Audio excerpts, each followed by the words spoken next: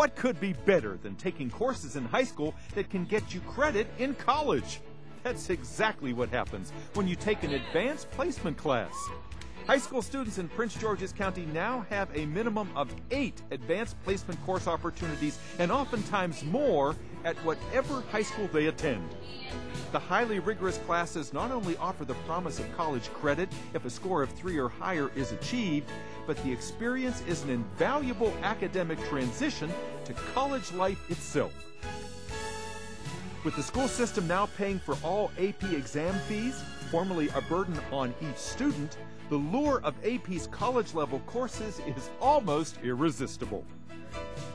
To better prepare students to succeed on the AP exams and thus increase their likelihood of earning college credit, listen to the following test experts. Since each one has had long experience in scoring the AP exams, their advice and insights on how the tests are formatted, what test-taking strategies work best, and how to successfully prepare for the tests all come from practiced professionals. The Prince George's Schools appreciates the efforts of the College Board, which helped arrange for the people you're about to meet in the 8 episodes of this series.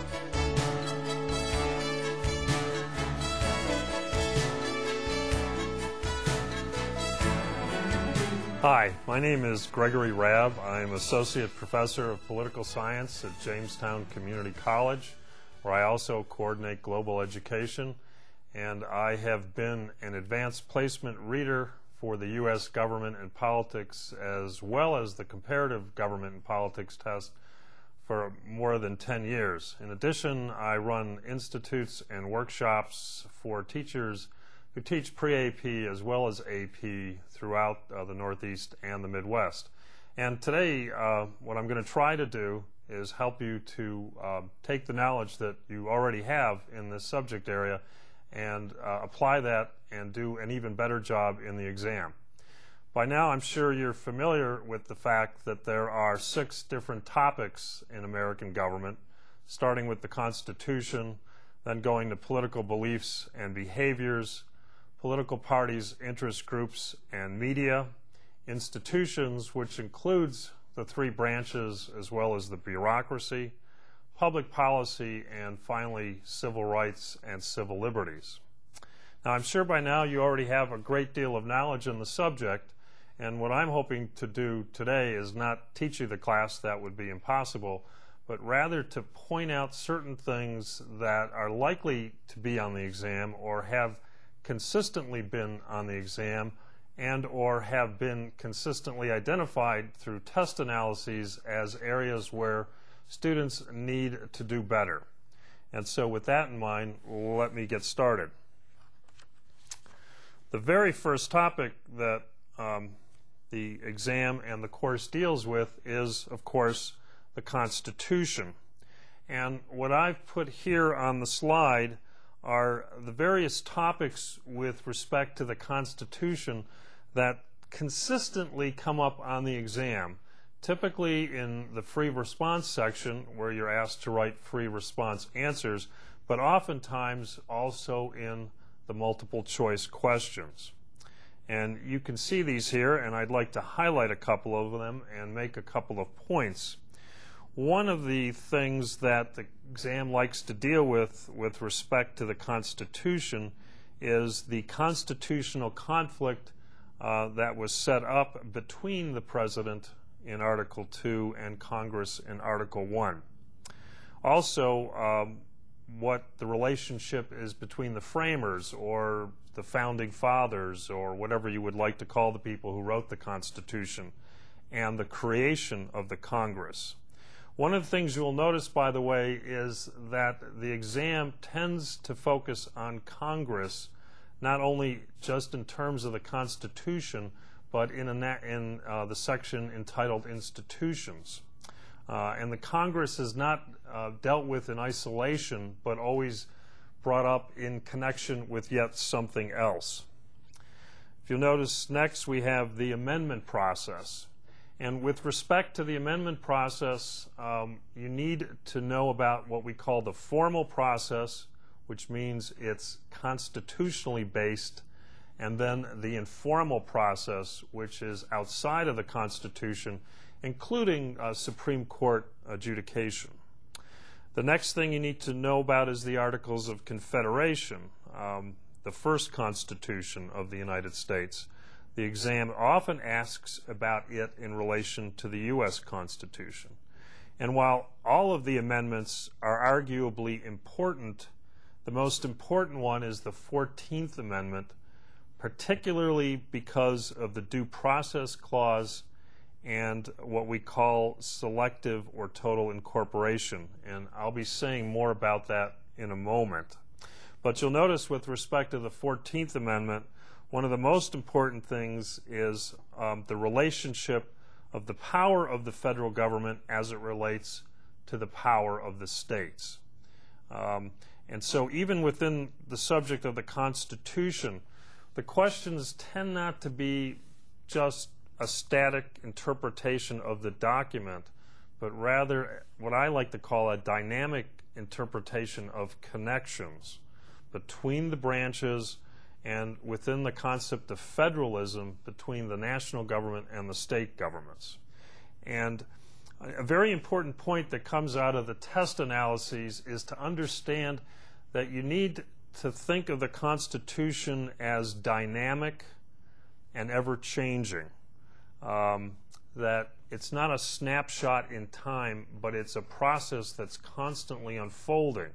And I know that sounds a little vague, but the exam wants to make sure that you understand that what the courts say about the Constitution today is not cast in stone, but continuously evolves over time. And one of the things they like to ask about is the effect of changes in constitutional interpretation, particularly as it affects federalism. Again, the relationship between the power of the national government and the power of the states. And federalism is such a basic concept, you would think everybody understands it. But the exam analyses show that lots of students don't have a strong enough understanding of federalism. And so I know that's a very basic concept, but I think you want to go back and make sure that federalism in all of its ramifications, especially as it relates to the Constitution and constitutional adjudication, is clear to you, especially as seen through the lens of the 14th Amendment. The exam tends to ask relatively sophisticated questions where a knowledge base isn't enough.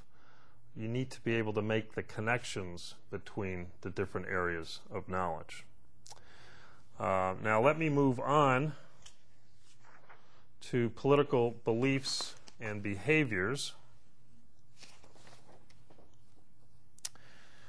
Political beliefs and behaviors, you'll notice, are often done using data and graphs, maps, cartoons, and pie charts. Visual interpretations, which then you're asked to discuss and connect back to these topics.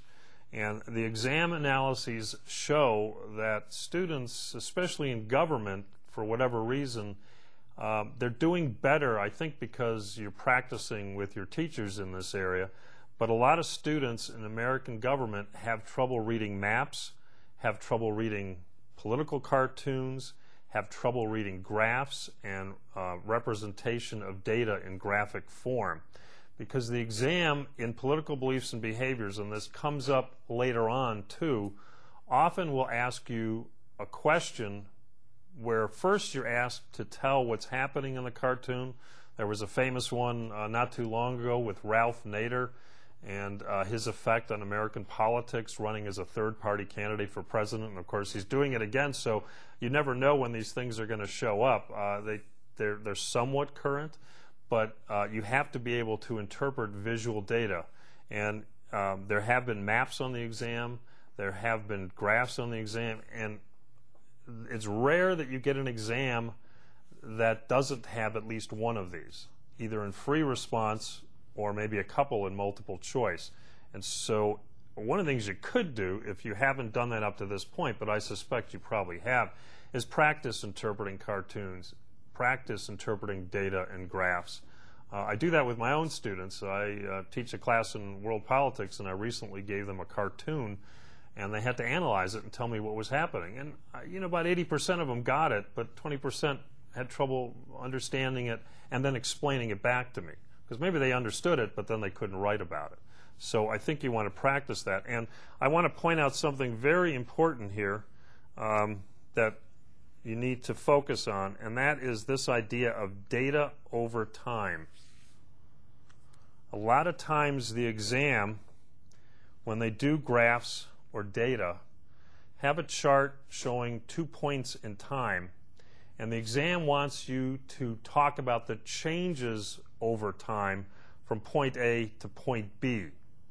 And what I've consistently seen as a reader on the exam is that with the rubric, if you just tell me about what's happening at point A, you get no points.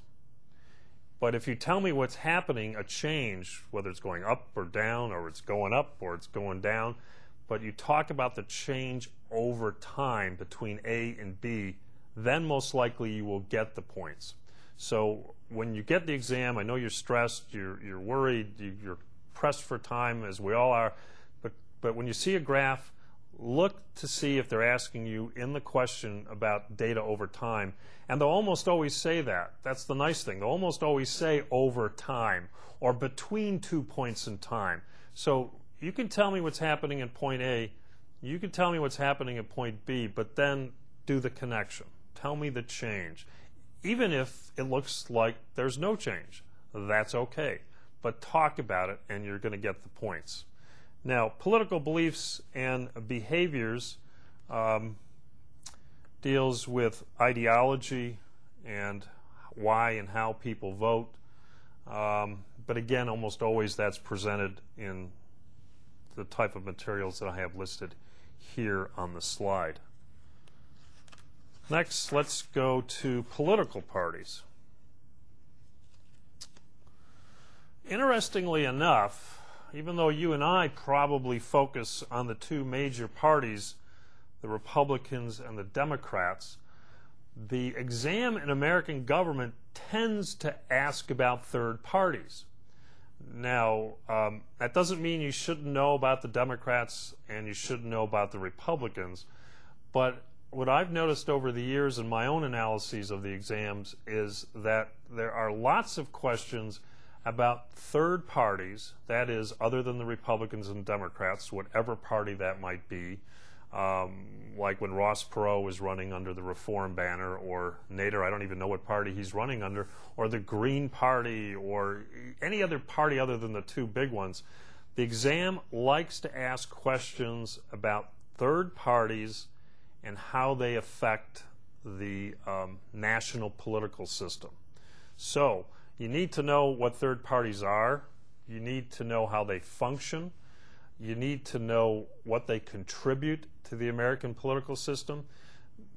If you read the textbooks, and we're all using different books, but one of the things the third parties do is their greatest contribution probably is that they float ideas that the other two parties don't want to touch initially. And then when the idea gets accepted, one of the two major parties grabs onto it, and the third party fades away. But if you look at innovations in government, especially domestically, many of them came out of third parties. And one of the questions the exam likes to deal with is, what contribution did third parties make to the American political system? What effect do they have on the political system? One is the contribution of ideas, but the other is often the decision about who gets to be, for example, president. If you look at the '92 campaign, when we were running Bush, Clinton, and Perot, some analyses would indicate that Perot took votes away from the first George Bush and made it possible for Bill Clinton to win. So the exam says you need to know about third parties, but you need to know how it connects back to the political system. Like my example of the '92 election, that between now and the exam you may have time to go back and look up, or the contributions of third parties in terms of contributing what some people would call radical ideas, but then eventually become mainstream. And if we go back to my chart, one of the things that you need to know about is what we call party discipline, or, if you will, the internal structure of political parties. It's very important to remember that political parties have their own internal structure, and at least in the American system, the parties tend to have what we call weak party discipline, meaning that the head of the party has trouble organizing and getting the party to do its job. You know, my favorite expression is it's like herding cats. I'm a cat lover, and even if you're not, if you ever try to get a cat to do something, it's not easy. That's kind of the way it is to run a political party, and I ran one for a while, and I used to say to people, it's like herding cats. And that's because of weak party discipline. So one of the things you need to know about is the fact that political parties are not part of the government. They are separate independent entities with their own internal structures. And at least in our system, they have very weak discipline. And you'll notice, by the way, weak party discipline comes up in other contexts. And so you need to know about the internal structure of political parties. And so if you haven't done that yet, you probably still have some time to go back and understand how political parties are structured, how they function, how they choose political candidates. And notice that we also talk about political parties and the connection to the Electoral College. Now, we usually don't think about that connection, but the exam has asked about it. What's the connection or the effect of political parties on the Electoral College and vice versa? You know, the Electoral College, going back to the Constitution, was supposed to take the place of political parties for the picking of the president. But except for George Washington, we all know that hasn't worked out. Just witness the recent campaign. The political parties matter a great deal, at least in this part of the campaign. But what's the connection between them and how the Electoral College functions? So it's probably something you haven't thought about, but you need to think about. The other thing with respect to political parties you'll notice is test analyses indicate students don't know what divided government means.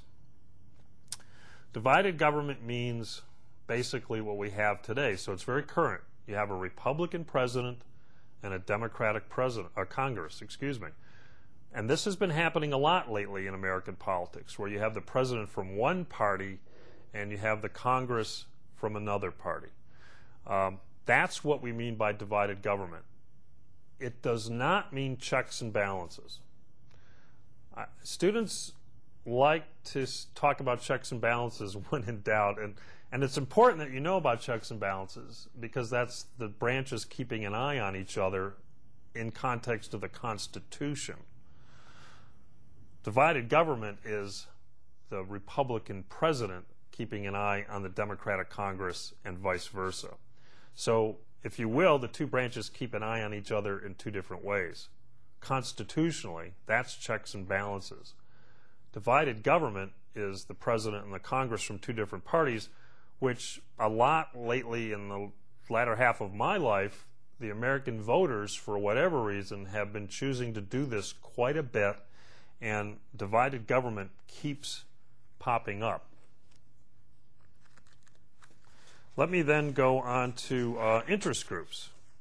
I've got some examples of interest groups that showed up on the exams going back over the last 10 years. When you get interest group questions, you'll notice that they're usually very specific. That's why I've listed these groups actually appeared on the exam. And you got some nice little symbols here.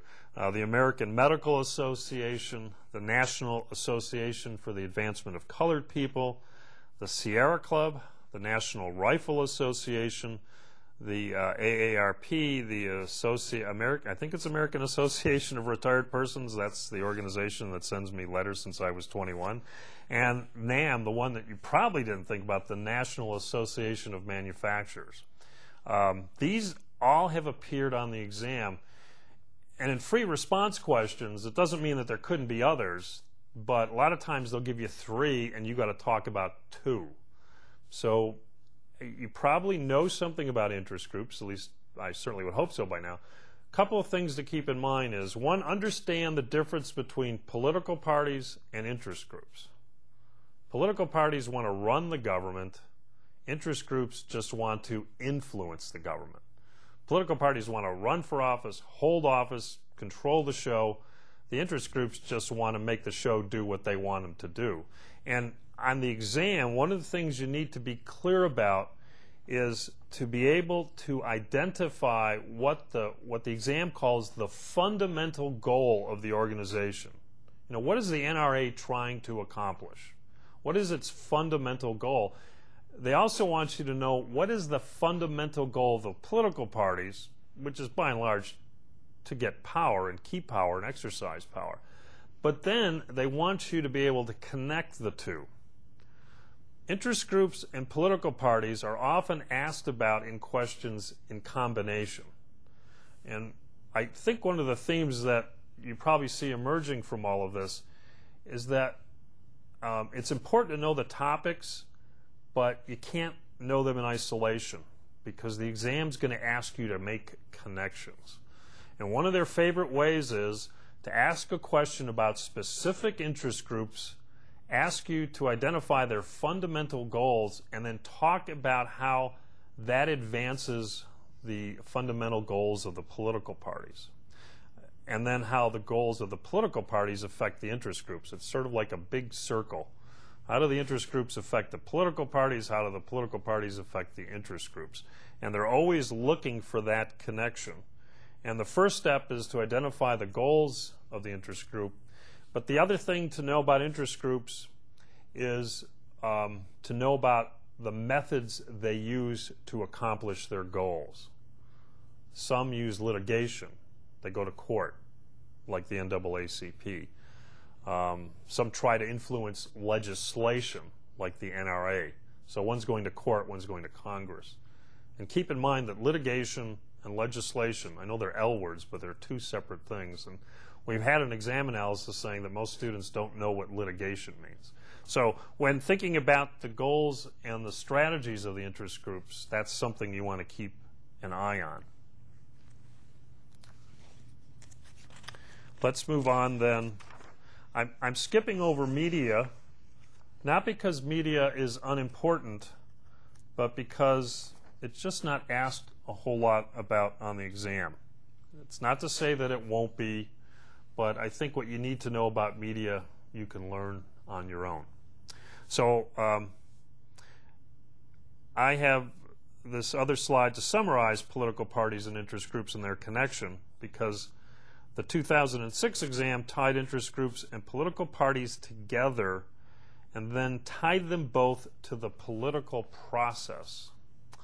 So not only did they want you to know about how interest groups and political parties interacted and how they supported each other in that little circle where they just kept supporting each other, but then what was the ultimate effect on the political process, the national political process? And sometimes the exam, instead of saying political process, says electoral system. And the reason I'm mentioning that is do not confuse electoral system with electoral college. Electoral college is how the president gets into office. Electoral system is how the whole thing works. And I prefer to call it political process, but your exam calls it the electoral system. And then they like to ask questions about how political parties and interest groups interact and how ultimately not only does that support each of them, but then affects how the political process functions. And so again, you can see connections, always connections within these subtopics. Let's move on to institutions. Institutions, of course, is the Congress, which is what the exam tends to ask more questions about than anything else. You notice here, Congress is asked about the most, meaning in relation to the presidency, which is asked about the second most, and then the Supreme Court. When they talk about the Congress or ask about the Congress, they almost always want to ask you about the relationship between the Congress and the bureaucracy. The bureaucracy is sometimes referred to as the fourth branch of American government. It isn't, because that's in quotes, but the exam wants you to know that there's a very large bureaucracy working under the executive branch, but that it has a relationship to Congress. So if you don't know much about the bureaucracy, you still got some time to do some analysis and some understanding of it, but make sure that you understand the Congress's relationship to the bureaucracy. The bureaucracy works in the executive branch, but the way our governmental system is set up, the Congress gives that bureaucracy authority, and so there is a connection, and the exam likes to ask about that. You'll notice with the presidency, they like to ask about the Electoral College, the process we use in Article 2 for picking the president. Make sure you understand how the Electoral College works. And then notice again what pops up in institutions that we saw before: divided government and weak party discipline. Divided government that we talked about a little earlier, with the president being Republican, the Congress being Democratic, pops up all over the place. It's like a weed. Weak party discipline, the internal structure of the party and herding cats, pops up in other contexts too. So some of these concepts are going to appear in various parts of the exam, in various parts of the questions, whether free response or multiple choice, and you need to be able to handle it all the time, sometimes in different contexts. So this will keep popping up for you. You'll notice that with respect to institutions and the Supreme Court tends not to be asked about all that much, unlike the Congress or the presidency. But they do ask about it, and they're very interested in the conflict between the president and the Congress, both in terms of the way the Constitution is written and the way it actually functions.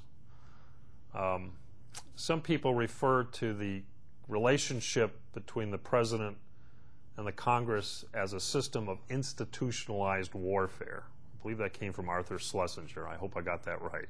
It's certainly not mine. But if you look at the Constitution and you watch the government function, even when the president and the Congress are controlled by the same party, I think of Jimmy Carter, which is my life, but perhaps ancient history for you. But Jimmy Carter, same party, and yet they were constantly at war. So there is an institutionalized system of warfare as written in the Constitution. The Founding Fathers, I suppose, did it to have them keep an eye on each other, but you need to know about this conflict because they like to ask about it. And then you'll notice when they ask about Congress and the bureaucracy, it's very similar to when they ask about interest groups, because they will give you specific agencies, sometimes 3, and you got to choose 2 if it shows up in free response. So for example, not too long ago they gave us the Environmental Protection Agency, the Federal Communications Commission, the Federal Reserve System. Those are specific bureaucratic agencies that you had to know what the job of those agencies were. And then you had to talk about how they related back to Congress in terms of Congress giving them authority. And also always keep in mind that Congress controls the purse strings under Article 1, so that the budget of these agencies is controlled by Congress. So you want to look at the authority that's given to them by legislation. You want to look at the money that's given to them by Congress. And then, of course, Congress performs an oversight function. And the bureaucracy, again, is something that students tend to be weak on, I suspect because it's easier to talk about the president. There's one guy. The Supreme Court, there's 9 people. The Congress, there's 535 people, some very prominent. But the bureaucracy is hundreds of thousands of people spread out across the United States. How do you possibly understand that? And it's probably difficult, but the exam expects you to know about it and how it relates especially to Congress. So you may want to come up with a list of bureaucratic agencies. These are 3, but you may want to add more, 10 or so major bureaucracies and what they do and how they get their funding and what kind of oversight Congress exercises over them. You know, much discussion right now in the media about the Federal Aviation Authority, the FAA. It's a bureaucratic agency that regulates airlines, and there's much discussion about that. So what do they do? Where do they get their funding? How does Congress exercise oversight? So there's some current examples out there of this material.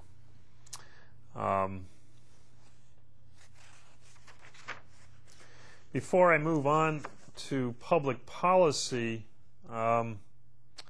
just a couple of general notes on institutions. One is, if in a free response question you're going to bring up checks and balances, sometimes that's appropriate. It's not always wrong, but don't just say it's done through checks and balances. Make sure you explain what checks and balances is. It's the institutions keeping an eye on each other. And always give specific examples, even if they don't ask for one, because it'll help probably secure that extra point.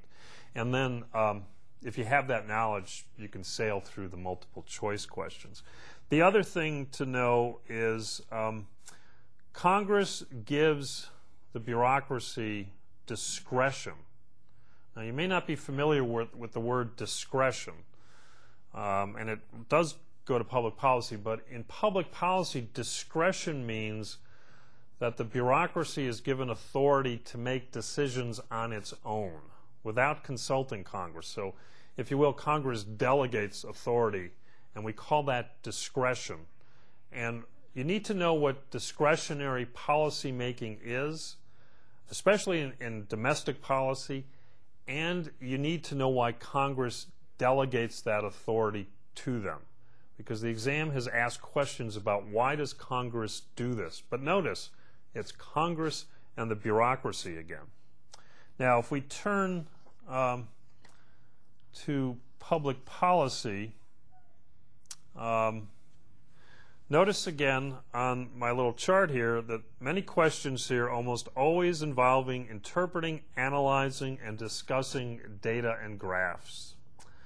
And it's almost always about domestic policy.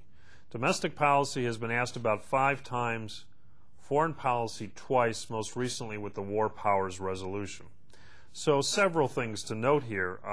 One is you need to have that ability to interpret, analyze data and graphs, as I discussed earlier, especially as things change over time.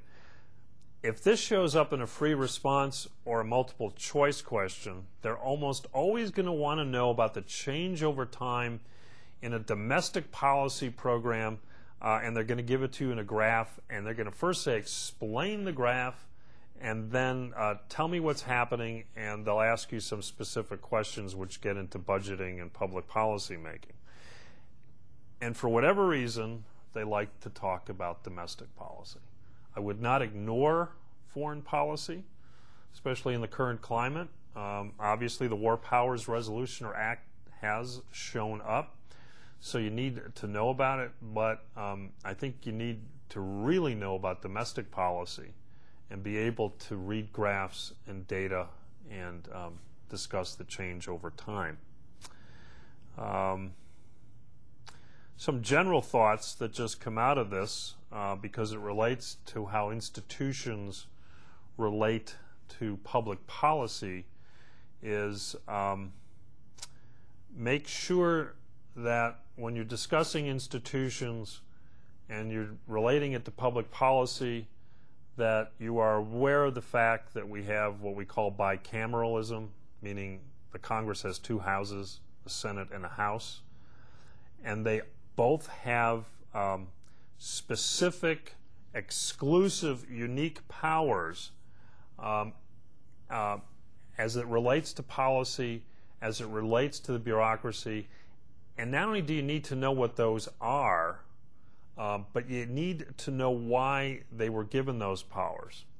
So, you know, you could do a list of House powers, a list of Senate powers as it relates to domestic policy and even foreign policy and public policy, but then connect it back to why the Constitution did that, why the framers gave those policies powers to those specific branches.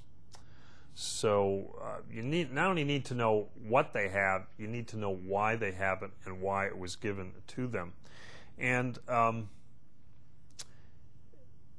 in all of this, you need to know the theory behind the Constitution, the theory behind the institutions, the theory behind public policy.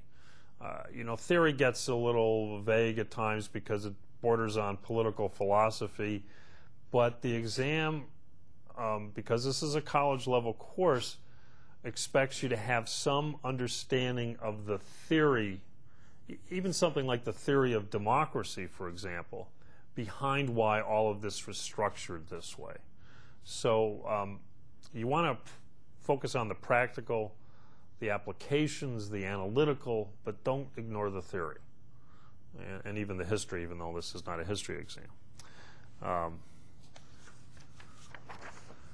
In public policy, so notice that sometimes domestic policy is very specific. They will give you choices, perhaps. They'll say environmental policy, gun policy, disability policy, social security policy, entitlement programs, and you need to know what the policy is in all of these areas. And you need not only to know what the policy accomplishes, but you need to know how the policy is funded. Exam analyses show that students don't entirely understand entitlement programs, and two things with respect to entitlement programs. How one becomes eligible for them, and once one becomes eligible, the mandatory spending that has to go to those people who are eligible. So you need to know about eligibility requirements and what we call the mandatory nature of the spending once someone is found eligible. And I have a list of vocabulary at the end that we'll briefly review that talks about things like mandatory. For example, Social Security is a source of funding. Once on an exam, if students said that Social Security money came from taxes, they didn't get the point. Now, if you're working, you see Social Security taxes taken out of your paycheck all the time, so they are taxes. But the exam wanted you to say payroll taxes. You have to be very specific. So when I say know the source of funding, know the specific source of funding, like payroll taxes. And then with entitlement programs, know about eligibility requirements and the mandatory nature of the spending. Now, one of the things that students often have trouble with is campaign finance. Students tend not to know the difference between soft money and hard money. That shows up on my vocabulary list. Campaign finance is difficult to understand. It's like bureaucracy. It's difficult. Sometimes if you're pressed for time, you may not have spent as much time on it as perhaps the exam would have liked you to. But make sure that you have some rudimentary understanding of campaign finance, because, especially as it affects the presidential campaign, especially because we're in a presidential election year, because that's a question they like to ask about under the general heading of public policy. And then notice what pops up yet again. We've seen this. I've not been keeping track, but divided government and weak party discipline. I think this is the third or fourth place we see it. It keeps coming up in lots of different areas. And so if you know what divided government is and you know what weak party discipline is, it's probably going to help you across the board in lots of areas. If we go to civil rights, it's actually civil rights and civil liberties. I just shortened it here to civil rights and civil liberties. But you need to know the distinction between civil rights and civil liberties. And although this tends not to show up a lot on the exam, it's often done in the context of very specific cases, so that you need to probably know, I don't know, 20, 30, 40, 50 key Supreme Court cases. And there are as many as you can possibly learn. Just a shorthand description of what the court held in each of the case. And when you do that, know not only what the court held, but what part of the U.S. Constitution they were using in making that decision. And you need to have a whole list of them. And one of the things they love to ask about is this idea of incorporation, whereby the U.S. Bill of Rights is applied to the states through the Due Process Clause of the 14th Amendment. Now, I can't give you a mini lecture today on incorporation, but you need to know that that's the primary way in which the U.S. Bill of Rights has been applied to the states. And you need to know that that's done through the Due Process Clause of the 14th Amendment. And you need to be able to explain how that happens, especially in the context of specific Supreme Court cases. And they tend to be doing that around the rights of criminal defendants, or if you will, the rights of accused. They tend to do that around the First Amendment, which of course is religion, speech, expression, association, and privacy rights. You need to know about this concept of the right of privacy, and they tend to do it around freedom of religion, which of course comes up under the First Amendment. The entire First Amendment has been applied to the states through the Due Process Clause, but you need to know about incorporation. Selective incorporation versus total incorporation. You need to be able to write a free response question explaining how that happens, and you need to be able to discuss that in the context of specific cases. Because even if it doesn't show up on free response, there's a very good chance that there'll be a question about specific cases on the multiple choice. In the free response, if it's legislation, bureaucratic agencies, specific cases, they almost always will give you 3 and say you can pick 2. So it improves your chances. But if they say pick 3 and you only know about 1, well, you might have a problem. And most of them tend to be the mainstream ones, but occasionally they'll throw a curveball and be one in there that you hadn't studied.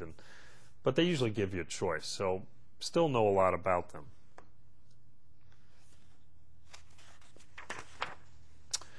Some general notes that I have with respect to the exam.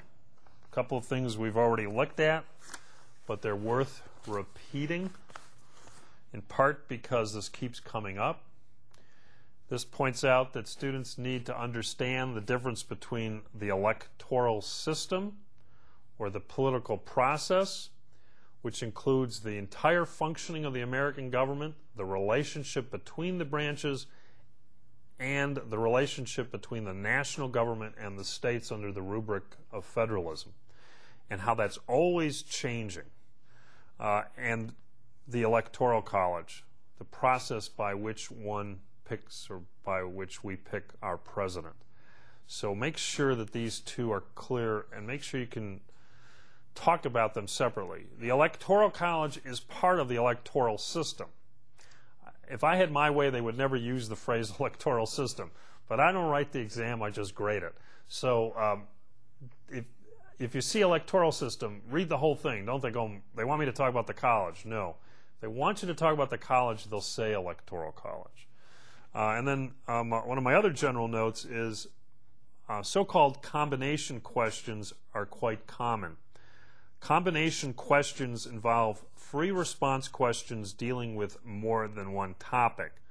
So most of us probably learn about the Constitution, then we move on to political beliefs, then we move on to political parties, and that's okay to learn that because you need to do that to get the basic ideas. But then you've got to be able to connect them all the time, because the exam likes to ask questions where they connect the topics. And if you only know them in isolation and you can't make the connection, you're not going to get the points that I think you deserve. So make sure that you can connect topics. My general note again, we've already seen this, but it's worth stressing again. Students need to know that divided government, one party controlling Congress and one party controlling the presidency, is not the same as checks and balances. Checks and balances is the branches keeping an eye on each other because the Constitution says they must. And students tend to use checks and balances and then don't explain it. Students know the phrase checks and balances, but you need to be able to explain that that's the constitutional system whereby each of the three major branches are set up so that they keep an eye on each other. And don't confuse that with divided government, which is where the political parties keep an eye on each other. And so what you'll notice between, for example, President and Congress, there's literally two battles going on all the time. There's the institutional battle coming out of the Constitution, which is checks and balances. You know, the Congress takes the attitude that presidents come and go, we're always here. And then you've got the political battle, which is divided government, where, you know, the Democrats control Congress right now.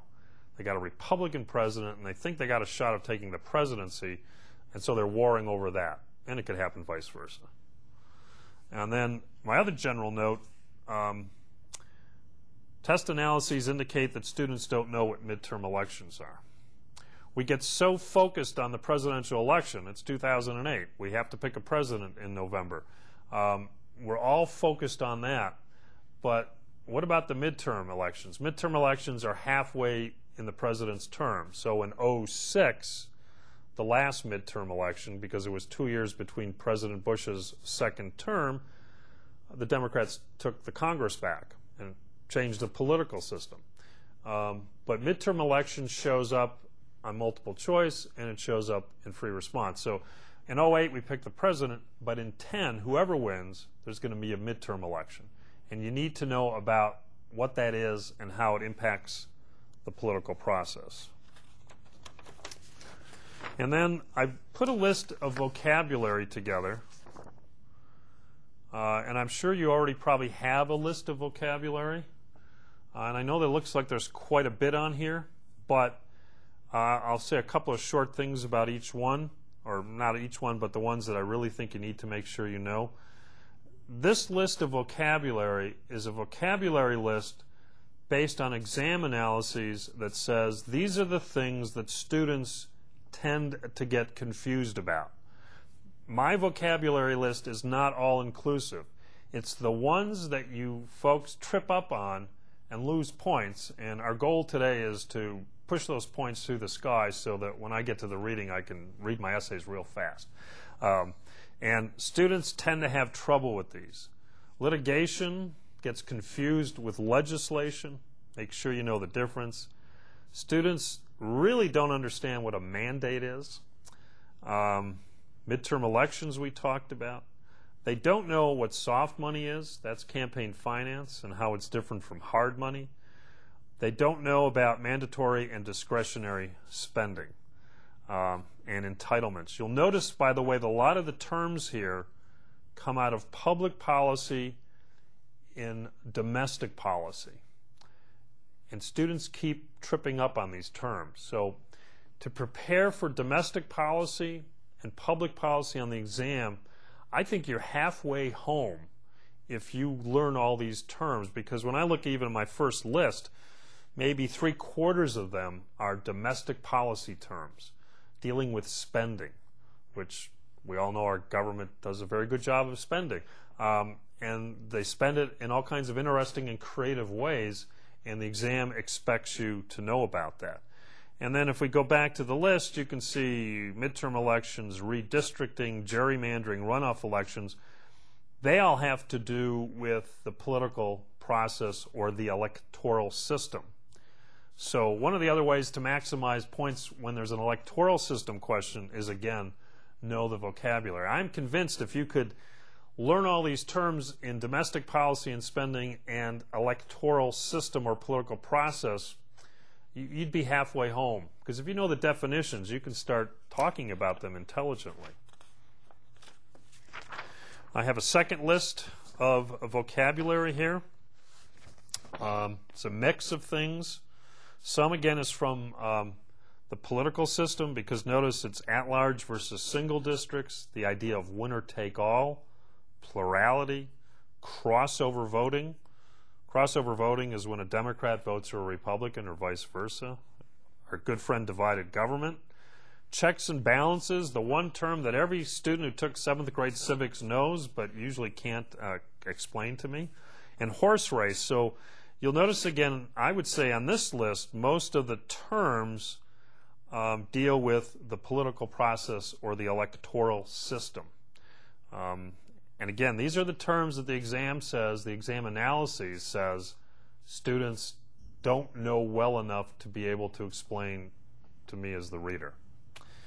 And then a very important one, the amendment process, both the formal process as the Constitutional dictates it, including the use of what we call supermajority, and then the informal process through Supreme Court adjudication, through executive implementation of decisions. In effect, the Constitution gets amended, so you need to know both formal and informal. And by the way, formal and informal is important in the amendment process, but the exam likes to ask about how things happen formally across the board in the government and political process, and then how things happen informally. So make sure you know about that, the distinction between the two and how that works in the different processes. And then I threw in interstate commerce because Article 1, Section 8, some students don't know the Commerce Clause. Vocabulary 3, again, terms that students tend not to know about. Supermajority, which means a 2/3 or a 3/4 vote, as opposed to a simple majority. The Supremacy Clause coming out of Article 6 in the Constitution. Enumerated powers that are sometimes called express powers, sometimes called explicit powers. The exam likes to use enumerated. When I teach, I tend to say express, but we got to know what the exam says. The exam likes enumerated. That means express, that means explicit. So just know that. And then the elastic clause, I like to call it the necessary and proper clause because you're using the words Article 1, Section 8, Clause 18, but the exam tends to use the elastic clause. Judicial review, Jim Crow, and incorporation that we've already talked about. The power to tax and spend coming out of the Constitution, and privacy rights. And the thing that these 3 sheets of vocabulary terms have in common is they're the ones that students tend not to know. And again, if you notice, I would say the bulk of them are either political process and electoral system, and then domestic policy, public policy, and spending. And if students have been struggling with these, they're likely to show up again. So just make sure that you know as many of them as possible. With cases, this is not meant to be an exhaustive list of cases by any means. This is only about 10 of them. These are cases that have come up on the exam in recent years. And what these cases have in common that I've listed for you here is that they tend to be asked about in connection with the incorporation process through the Due Process Clause of the 14th Amendment.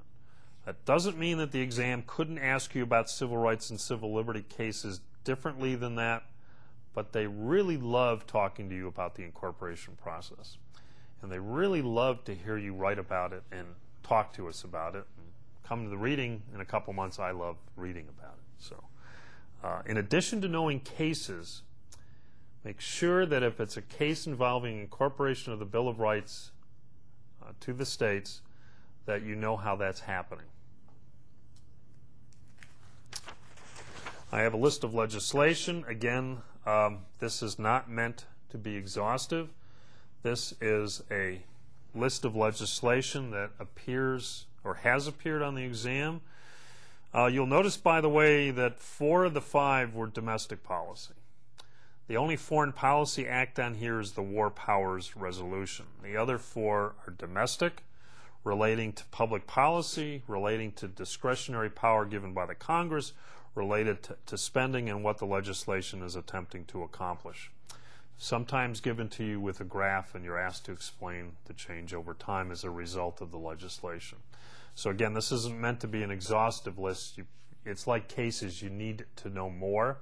But my suggestion with legislation is, well, don't ignore foreign policy, but if you're pressed for time, I'd put my energy in domestic policy, but not ignoring foreign policy. And then make sure that you know how the bureaucracy implements the legislation, how they get that discretionary power from Congress and why, and how they get their money and where it comes from very specifically, like we did with Social Security, saying payroll taxes. And I'm hoping that all of this will be helpful to you. I'm sure by now you already know a great deal. My goal in this short time together was not to teach the course. You already have well-qualified teachers who can do that with you better than I can.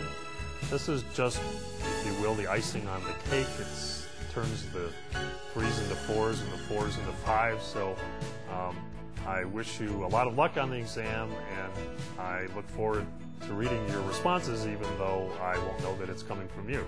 So thank you very much.